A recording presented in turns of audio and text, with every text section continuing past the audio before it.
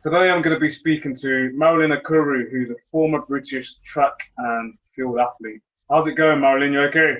Yeah, great, Danny. Thanks for having me on. Yeah, no, thanks for coming on. I haven't spoke to you probably, when was it? Since the end of the course. When was that? About a month ago?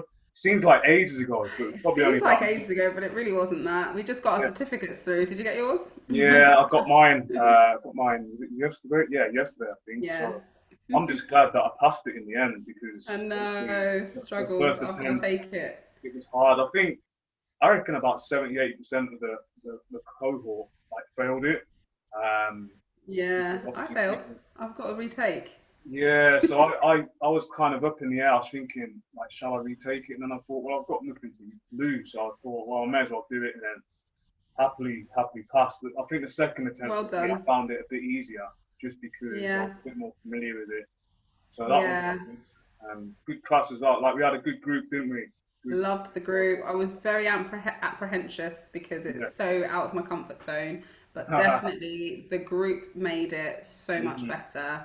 And Yeah. I'm all about the people that are around you. So, Yeah. Yeah. yeah, I loved it. I really enjoyed it. Yeah. I was kind of introduced to governance and I thought it was going to be really boring. And then the little workshop I did was like, okay. And then when this came up, I actually applied the year before but didn't get on.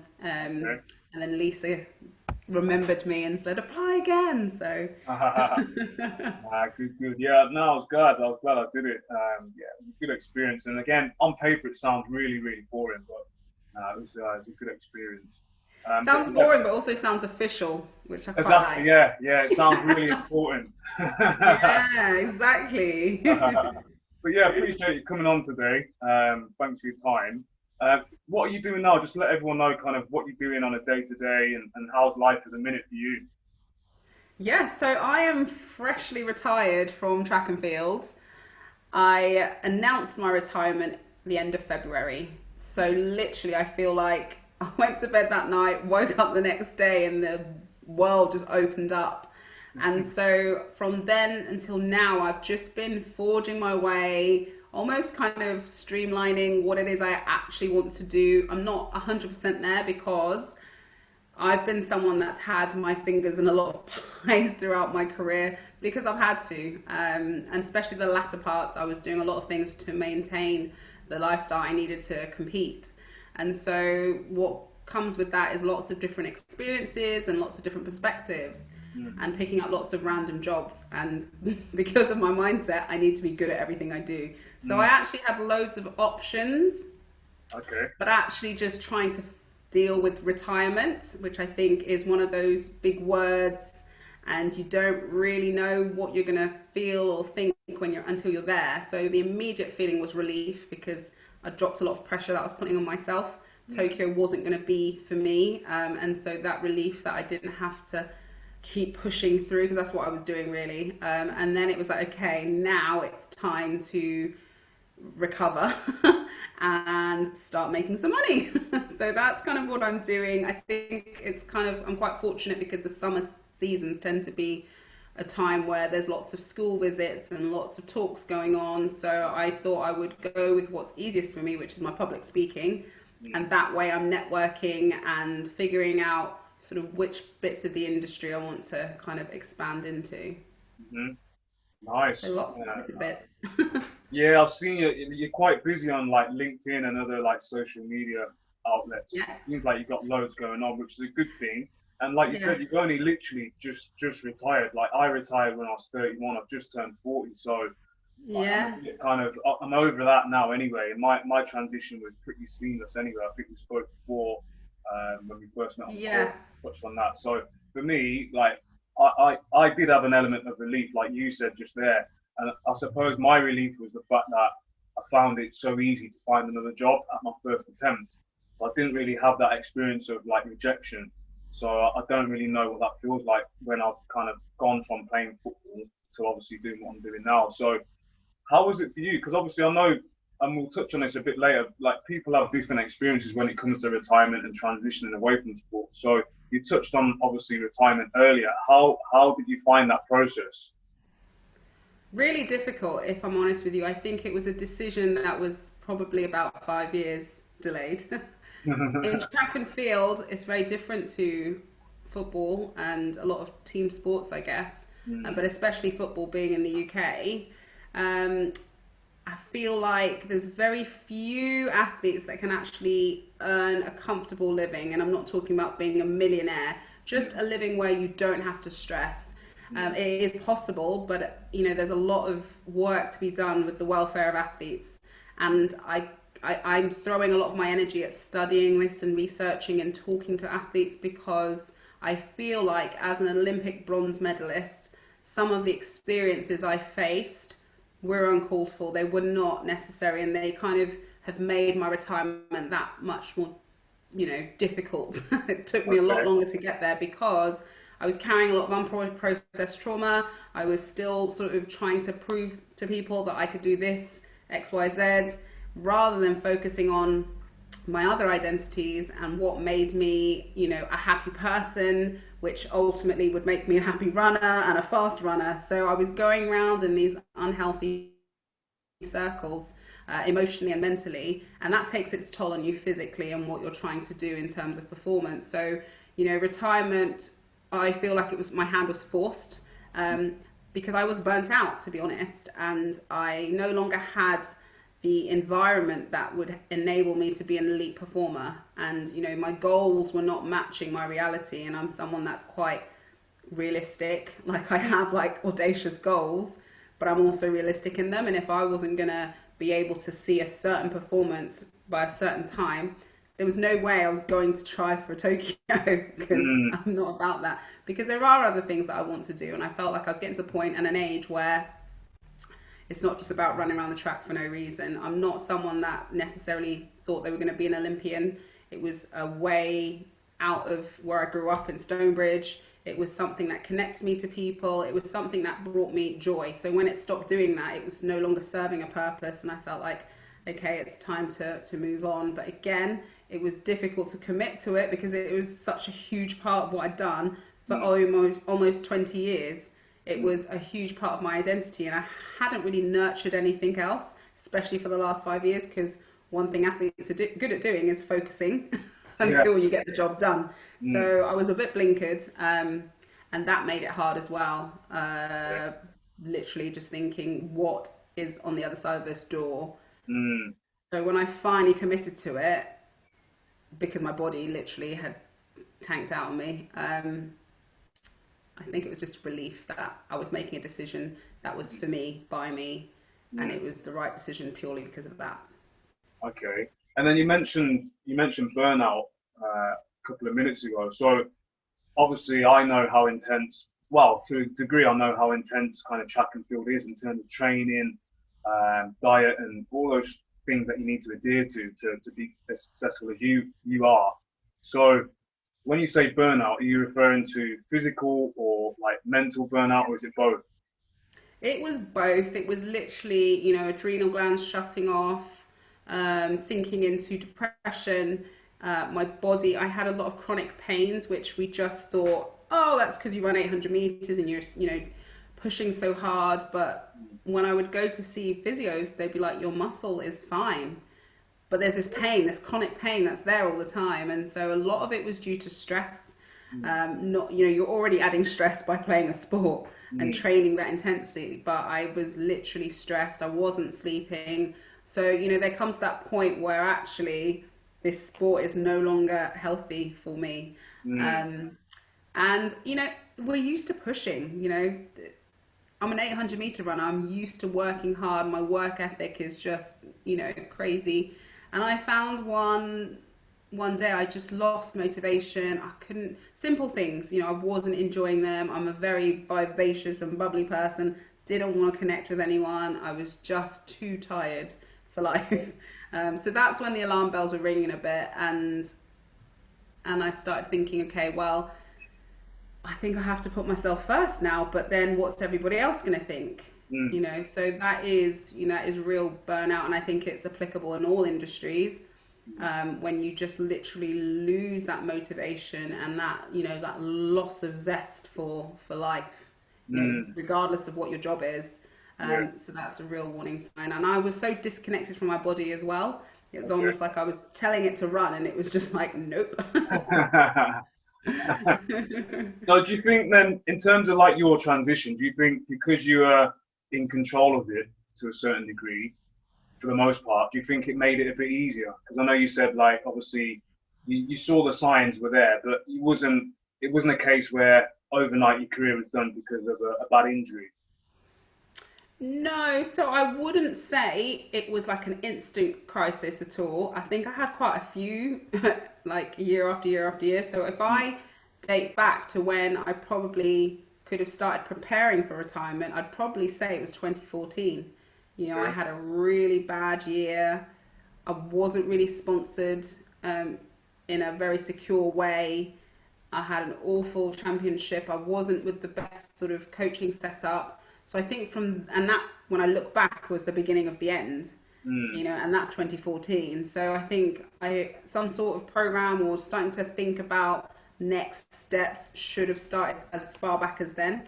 mm, However, the perseverer I am, I was just like, okay, I'm going to come back. And then 2015, I had the same injury. 2016, I was rolling in the winter, and then I had the same injury again. So that each time, even though I didn't think it at the time, it was doing a lot of psychological damage, because what was happening is I was losing trust in my body. My body was getting weaker.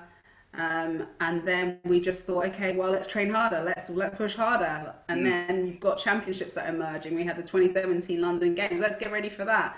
And then the Gold Coast in Australia. But I wasn't ready for any of that. mm. And then you think, okay, I'll have a break. Let's just have a break and come back for the Olympics. So in 2018, I thought, let's be realistic, because we keep just jumping back like year after year. I thought 2 years, let's do that. But what do I need to do? I need to move. So I was doing all these changes in a really short space of time. Mm. By the time I moved to Wigan to work with this new coach, we were going to get ready for Tokyo. I was absolutely knackered. I'd relocated from America, Mm. because I was in America from 2013 to 2017. Right. Come back, had a bit of time in the UK, figuring out what I was going to do. 2018 September, I moved to Wigan. It was like road to Tokyo. You know, that was it. Tunnel vision. Then everything was going okay. I was finding training really hard. Things that were normally quite, you know, routine, I was really struggling. And then we just blame it on age. So I was like, okay, fine. There was always a reason for something, and I kept going, went on a few camps. By this time, you know, I was really losing motivation. I'd gone and seen the GP, and they were like, yeah, low mood. Okay, now it's depression. Try this, try that. Tried everything, and it just wasn't changing. So then I thought, let me coach myself. You know, I've really exhausted every, you know, channel Mm. avenue there was. But I'm someone that I can coach others, but I don't want to ever coach myself. Okay. And I started to just think, you know, what is the point? I also started working. I had to work. I got a job at this charity that was like my side hustle, so I could pay my bills. And then Mm. I was doing my speaking. So I was traveling a lot, trying to fit in life around running, because running is still the main thing. Yeah. Um, and yeah, I guess each time I'm just evolving and a little bit getting a bit closer to, okay, maybe this isn't for me. But then you've still got the dangling carrot of the Olympics, and you just think, what if? And that last shot. Yeah. And I really was gutted when I got injured in 2016. So I just thought, oh, come on, like I need to erase that memory, even Mm. though I was still trying to erase 2012. Yeah. But it gets to that point, you just go round in circles in your head enough times, Mm. and then I just thought, okay, I think it's time to bow out. I just don't know when. And at this point, everyone just said, you know, and I was still in very much, I don't know. So I kept going until it finally dawned on me, December 31st, Mm. that it was time. I went for a run. I don't know what happened. That whole week, I was just going for these random runs. And I'm not someone that really enjoys long running. I'm like, 20 minutes, I need to get this done. But I was going for like 5 miles and 6 miles. I think subconsciously, I was saying goodbye. Yeah. Got in the house, New Year's Eve. I was like, I never want to run again. And I don't care if I don't. And I think I just finally come to that realization that it's time to Yeah. move on. And so I took a month to myself to figure out, is it, because I've said that a lot of times, I've come back a lot of times. Mm. is this really what I want? What does this actually mean? What's next? And then, I'm quite strong in my faith, so I was like, I need to kind of have a bit of time of prayer and meditation and figure out if this is still. And literally the next day I was just feeling the same. Halfway through, I was feeling the same. So February, I thought, okay, I wrote a letter to athletics, and I thought, let me have a nice goodbye, and that's kind of a bit of closure. Yeah. And yeah, I was really happy with how I felt through it all. I think we were on a revision session on the day it came out. Obviously, by this time, I was in lovely networks. So I think it's really important that athletes are mindful of their social interactions and the social groups that they have around them. So by this point, I'd connected with our corporate governance group. Yeah. I also connected with the Women's Sports Trust, and I was in the Unlocked program.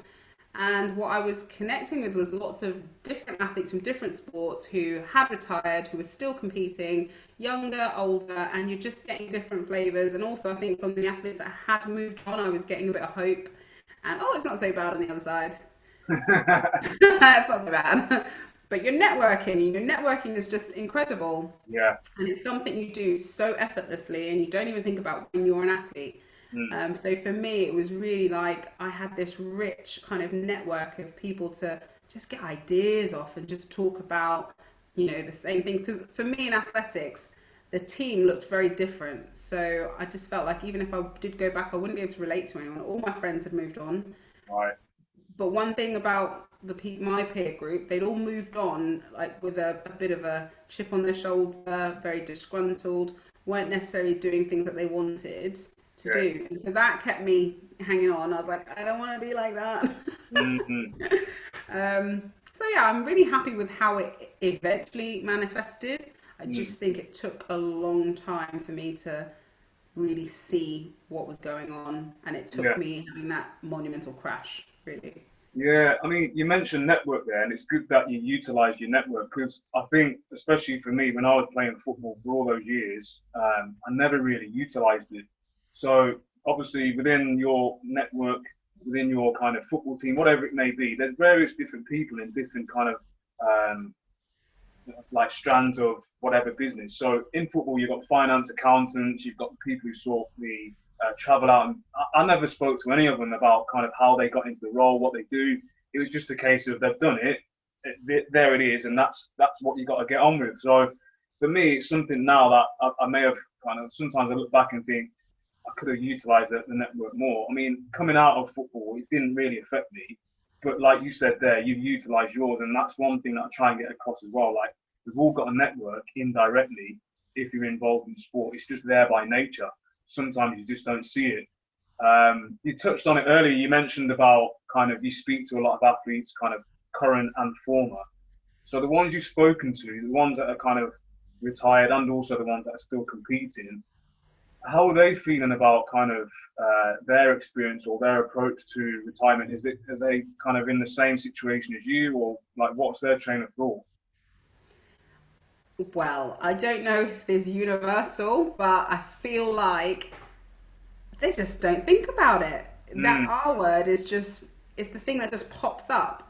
And I can confidently say that because that was me, I think you're just so in the zone, so in the moment, focused on that next performance, that next game, next race, and you're not thinking about it. And that's why I did my life coaching, because I think there's a lot of coaching, expertise coaching, specific to a sport, specific to a discipline.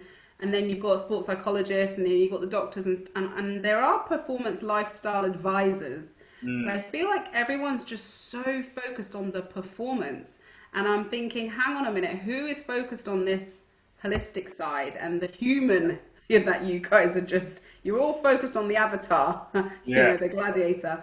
But underneath that is a person first. Yeah. And so I kind of said to my coach, because on these courses, you get assigned a coach. And even like the master trainer guy was like interested because I was the only person that was talking about coaching athletes. And they're like, oh, we haven't had that before. And I was like, I just want to see how it's going to go. I don't quite know. But one thing I know about athletes is we have all these ideas, and we have this, whether it's put on or not, we have this confidence, this audacious confidence. We can just stand in a room and do whatever.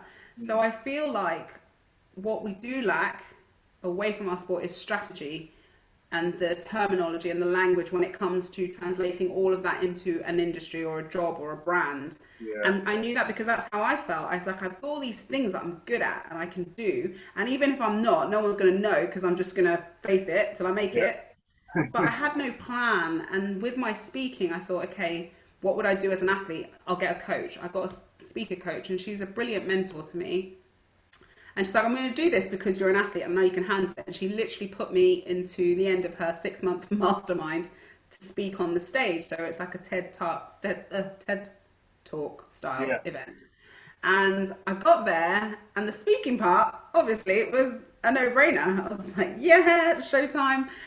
But I was around all these entrepreneurs and they were just so set on their brand strategy and their this Yeah. and their that. And they had all this resources and assets. And I was just like, it's just me. So I was like, oh my gosh, like some athletes have this and certain sports are great at this, but the majority, and especially if you're not in that, what I call the 1% club, you're not privy to this. You don't have access to this. And so that's why retirement and transition is so hard because it's, you either go into an organization and you've got to start at the bottom and work your way up because you've got nothing on your CV because you haven't really nurtured that. Yeah. Um, or you try and go the, entrepreneur route, which I like to call athletepreneur, but you don't know what you're doing anyway. Mm. So that's kind of the gap that I'm looking to fill because that's what I really, needed. And fortunately, because of my networking and just talking about stuff, Yeah. I've connected with these people and I've been inspired. And so I'll just do my due diligence. And I think it'd just be so nice to have, I guess, like the brand strategist for athletes or that kind of lifestyle coach and actually Yeah. coaching an athlete through.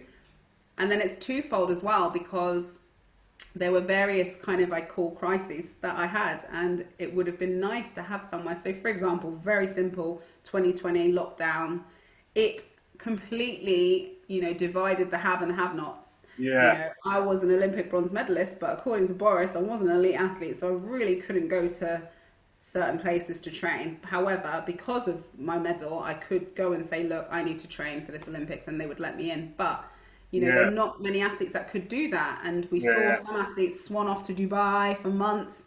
I couldn't do that because I needed to stay and work. So I felt like what I'm trying to do now is help Mm. athletes, end their career on their terms whenever that will be, but also give them the tools and the knowledge so much earlier. I think we focus on finishing a race and finishing your game strong, finishing your session. No Yeah. one thinks about finishing their career in the True. beginning, and I think we should need to start to do that because that is gonna be the game changer. Yeah. Because I was gonna say, obviously, you've mentioned, you kind of answered my question really. I was thinking, so you mentioned when you spoke to these athletes and they're kind of thinking, well, I'm not even thinking about the R word, retirement and transition. So do you think that's one of the reasons why athletes find it so sometimes so hard to make that leap into a different kind of career path? 100% because you're not prepared. Mm. If it's not even on your radar, it's going to be another shock to the system. And I can understand it because it's so euphoric playing a sport. So you're trying to be in the moment. You get that high when you finish. Like I know with me, I used to dread race day. I had all the nerves under the sun. Let me run a good race, and I'm like, I'll do that again. So you're so sucked in, and especially in season time. And then I think you get carried away with how you're feeling in your sport or with your teammates. Yeah. So no one wants to think about that ending. Mm. Like, what do you mean? I'm going to be doing this forever. Yeah. And you're Yeah. kind of told, enjoy your sporting years, maximize your time because it's not going to be the same. But Mm. what you don't realize is you're an athlete for so long. You do have a shelf life and you've Mm. got a lot longer to live Mm. doing something else, your next career or Yeah. careers. Yeah. So yeah, I think it's just something that's not really impressed upon until it's, oh my gosh, yeah, they're injured or something's happened or the mental health is struggling, so let's find something else. And then it's a knee-jerk reaction, I feel like. Yeah. So it'd be so much better to plan for it and prepare for it Yeah. a bit earlier because it doesn't mean you have to go and do that now, but you Yeah. could be collecting some valuable experience. You could be touching base. You could be just testing whether that's what you really want to do. you Exactly, know? exactly, yeah. And it's one of them, like, one thing that I always hate is when they say, um, play or compete for as long as possible because you're a long time retired. And I'm thinking, that's all well and good when you're at the higher echelons of your chosen sport because the money's decent. So obviously you're going to stay in for as long as possible if you want it. You've got that choice. When you're playing at, say, lower league level, in football or in athletics or whatever, where you mentioned earlier you're struggling to make ends meet, why would you want to stay in that field for as long as possible? You're approaching 38, 39, hanging on to that pipe dream, and it's like it's never really going to happen. You're gonna have to work at the end of the day anyway. And like you mentioned there, your CV is probably only going to be sports based anyway. So the older you are with that CV, just saying what you've done in sport, the harder it is to find work anyway. Especially when you haven't Yeah, got that kind of, you're not a household name, you haven't got that top end kind of network around you to kind of push you in that, exactly. will give you that, like, open that door for you, if that makes sense. So it's one of those things that it's like a pet hate of mine. I always hear people saying it. It's normally people who have had a really, really successful career, or they're still in that career where they're at the higher echelons of their chosen sport. It's a lot easier for them to hang in there for as long as they want. But you mentioned earlier about you doing like a lot of speaking and stuff, and I'm assuming kind of communication is one of your transferable skills. So aside from that, like what have you brought with you from athletics into what you're doing now in terms of transferable skills? So this is great because I feel like I did before I retired. One of the things I did was a lot of job searches and filling out application forms long and doing covering letters, and even like you said there, my CV was a sporting CV. It really didn't make any sense in the business world. So I had a really good mentor, Claire, who works in communications, and she revamped my CV. And I did actually have a lot of experience there, but I just put all the athletics at the top, like, look at me. And then they'll be Yeah. like, okay. And just the little buzzwords, rewording, the layout. I was like, oh my gosh, I do have quite a lot of skills. So things like problem solving, which is one thing that I've definitely got from sport, but I've got from life because there's been lots of situations that I've had to work my way out of, Yeah. or, in athletics, I've had to manage a lot of different egos and personalities. Mm. And so, yeah, problem solving, um, leadership is something that is natural to me, probably from childhood, being the eldest child of an African home, Mm. and then being able to bring that into the workspace. So, the work with the charity was a very emotionally draining role, and so I naturally was that person that would lift up the energy, the spirits, and kind of have to. I wasn't a manager because I didn't have the experience going into it to get a managerial position, but I did manage different groups of people, whether it was the volunteers or the social work students, and even my colleagues, would come to me to ask me things. And I'm like, I started at the same time as you. Social work was not something I studied, but what I did like to do is work with people, and serve people and start from that point, and then, signposts to get supports wherever. I enjoyed the multi-agency working aspect, and Mm. that's what gave me this idea to work in the support services space for athletes, because we were looking after vulnerable people, and understanding who they are, understanding their needs, almost triaging what was important when, and Yeah. then we would build from there. Right. So yeah, definitely kind of, I guess, that coaching, mentoring is Mm. something that I often lead with because it's a passion of mine. Mm. So yeah, I felt like there's that word transferable skills. We hear it a lot, but you do need to understand who you are, and like what makes you tick and what you can actually transfer over. Yeah, definitely. Yeah. Across the board now, so I'm talking all sports, and I'm happy for you to focus on athletics to answer the question. But in terms of like a generic approach to this now, so in terms of sport in its entirety, do you think it needs to be, in terms of retirement, do you think it needs to be approached in a different way? If you want to focus on athletics, then that's fine in terms of your answer. So just what are your thoughts on that? No, so I have been in lots of different circles with different sports. So predominantly women's sports. I am sort of a champion of women and girls in sport. So I've spoken to lots of different athletes, rugby teams, women's football teams, basketball, and then individual sports like tennis, athletics. Mm. And I think across the board, it's just that kind of the 1% and the 99%. Mm. So there's more of the 99%, that need the supports, the access. Yeah. Um, and so, yeah, across the board. And then I have spoken to some guys, like I've done a few sort of focus groups, and I wanted to have as broad and diverse opinions and experiences as possible. And so I realized that the issue doesn't really discriminate to a sport. I Mm. think it's a question of elitism, perhaps, in sport, Okay. and whether the governing bodies are willing to expand their support services. Mm. But I also understand it's a question of medals and money and funding. So Mm. therefore, it's a competitive environment. Not everybody is going to get a bit of the pie. Yeah. But then what is there? Like, I feel like when it's that situation, one of my rules of life is life isn't fair. So it's about survival of the fittest. How can you empower yourself? How can athletes know that get access, get a bit of, the tool, expand their toolkits, I guess, or their kit bags, Mm. and do it on their terms? Because that is the plus of not being under a governing body banner, is you actually have the freedom and the liberty to do it on your terms, more Mhm. so than the others. So yeah, there's a lot of work to be done. It's definitely a mission I'm on. I Yeah. feel like governing bodies kind of at the minute they're like, we've got this, but they don't realize that they don't.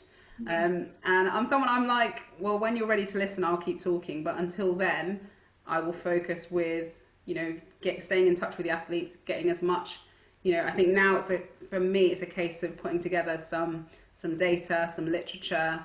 And so I am involved in working groups Mm. and just trying to expand my study and have something to say, here, look, this is what the statistics say.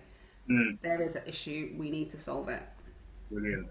And then, so talk to me about your career now. So, like, obviously, you're a really, really successful athlete. So, how did it feel? Because obviously, you've represented Great Britain in many, many different tournaments. How did it feel, obviously, representing Great Britain? Oh, good question. Obviously, it's something that you're really honored to do, Mm. but I am half British, half Nigerian, or I'm British and Nigerian. Yeah. So, and a lot of my teammates were from Nigeria or Jamaica, the islands. And Mm. so we would joke and say, imagine if we all just went to the motherland, there'd be no Team GB. And I felt there was so much representation with the Union Yeah. Jack, but we weren't always made to feel like we were Team GB. I Okay. think, I hosted an incredible webinar last night with Annika Nwara, who, I've literally traveled this journey with. We're Mm. like born a month apart and started racing very young together. And, she says the same. It was always having to fight 10 times harder as Really? a black Nigerian athlete on the Team GB. Okay. I particularly was not the typical 800-meter runner. So I look more like I should be on the 100-meter start line apparently. But then you see me start and you're like, maybe not. So I always had to contend with a lot of no's, and that's not how you run that way. I was a power 800-meter runner, which is different in the UK. Mm. And I did the 400 and the 800, and they were constantly like, okay, can you pick one? But why? Like, I do both. Yeah. And and I could go on, and there's, the questions like when you are racing and you get a fan saying, where are you really from? So, as proud as you are, Yeah. there's been lots of reminders. Wow. And so, there was a point where I thought, should I just go and run for Nigeria?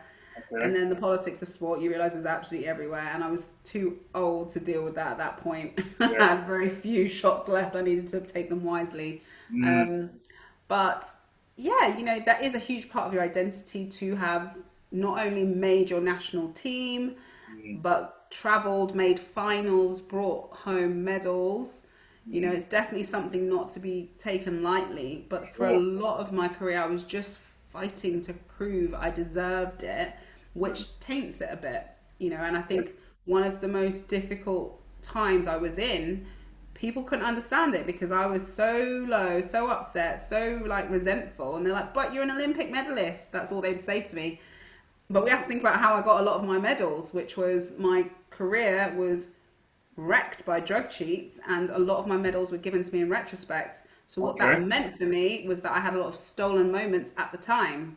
And Yeah, what does yeah, that mean? Then people don't want to sponsor you because, you know, you weren't in the final or you didn't get that medal. And even the yeah, governing body, even though they know Russia's cheating and Belarus is cheating, yeah. they've got to justify the funding. And so, you know, that was a, you know, for me in 2012, I was really disappointed in my governing body for just almost 10, 11 years of service, like a letter saying, well, you're no longer a medal contender, you're too old, goodbye.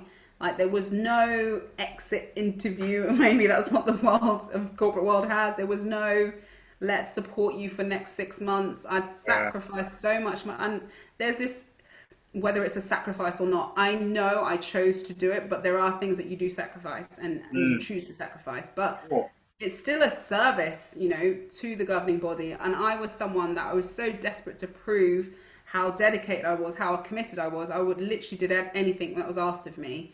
And Yeah. then to just get a letter in the post like that was really heart wrenching. So then it kind of left me in this maverick mode, this mission to, okay, I'm going to get back on the team. And a lot of people go through this. It's like you're dropped off funding.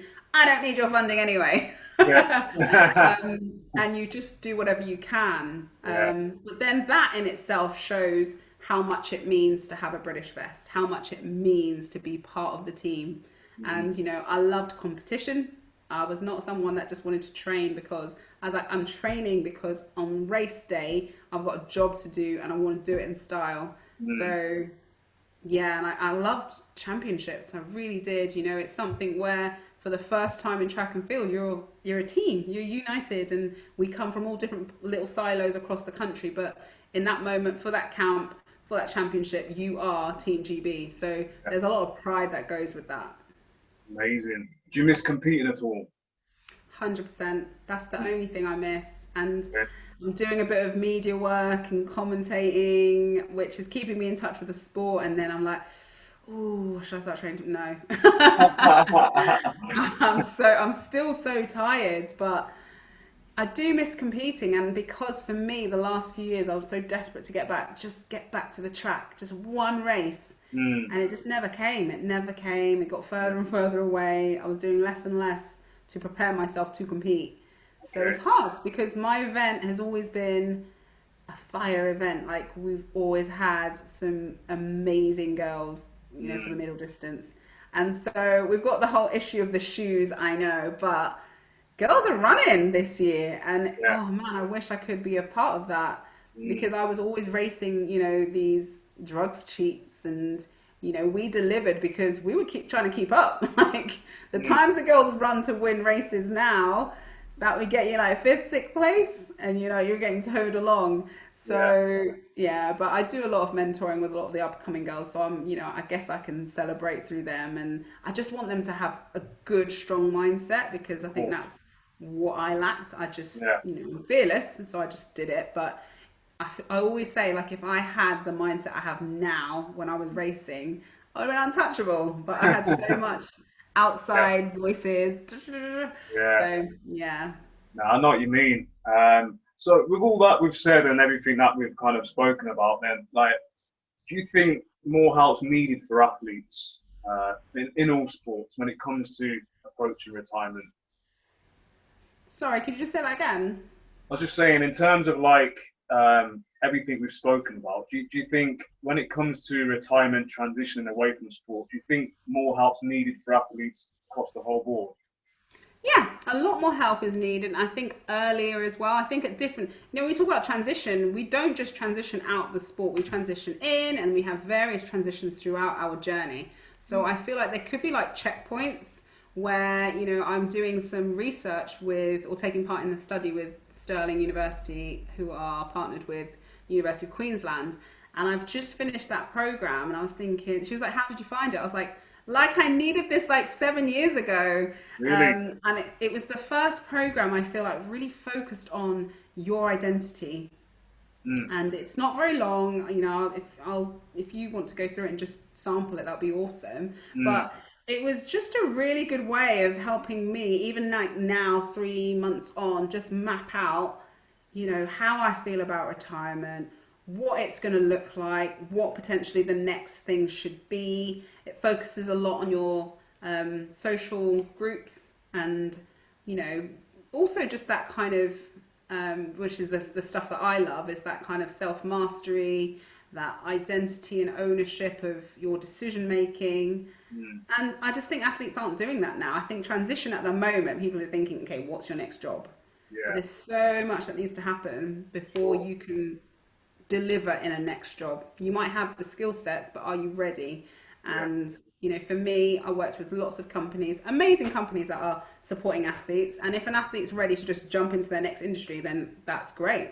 But the mm, majority are not, especially if it's not happened on your terms. You've got a yeah, lot of unpacking to do. You mm, need to prepare. You need to make not knee-jerk reaction decisions. mm. So yeah, there's still a lot to do, and I'm happy to see these kind of programs coming into the fore. You know, I want to add my own into the mix in terms of coaching athletes, because I just think it's just not been looked at before. Mm. Yeah, very interesting. And I agree with everything you mentioned there. Is there any advice that you want to give to kind of any current athletes, any former athletes with regards to your experiences and kind of what they potentially may be heading towards in the future? Don't be afraid to start with the end in mind. Think about, you know, the end, because one day the only guarantee is that your career is going to end. Mm, So start to utilize your networks, take them seriously, get a mentor, someone that has retired, someone in an industry that you think you'd like to go into. mm. There is no harm in exploring the other parts of you and, you know, your other identities, because we have a lot of different identities. So I think that would be my main advice. Awesome. Really appreciate you coming on. I've enjoyed the chat and it's good to catch up. If you want to just let everyone know like where we can find you on the socials and anything that you're actually doing at the moment, what we can do to get involved or whatever. Absolutely. So I've got a few things up my sleeve. So I've just had a 4-part series webinar called Detach the Stigma. So that is courageous conversations all about athlete mental health, and I've brought together athletes past and present, as well as healthcare professionals who are just sharing their experiences and their journeys. I've got one more session of that coming up June 16th, Nice. Wednesday night at 7 p.m. So tickets are available on Eventbrite, but on all my socials, the link is there. I'm Mm, also hosting a championship mindset webinar on the 21st of June, which is in preparation for the Olympic trials for track athletes, but it is for all athletes, anyone who, you know, is striving for success, to be honest. So I've got a great lineup there, which I'll reveal tomorrow, of you know, a few people that I think really encompass champion mindset. And so it's about, you know, knowing how to win when, you know, it counts. okay. So that's really exciting. But as far as reaching out to me, I am on all the socials as Marilyn Okoro, Oly. Yeah, so Marilyn Okoro across socials, you'll be able to connect with me. And I love connecting with people. I'm very active. So yeah, don't be afraid to say hi. Awesome. Appreciate that. I'll be looking out for those things. And like I said, appreciate you coming on today. Enjoyed the chat and we'll keep in touch along the way. Definitely. Thank you so much, Danny. It's been great. No problem. Speak soon. Bye. Bye.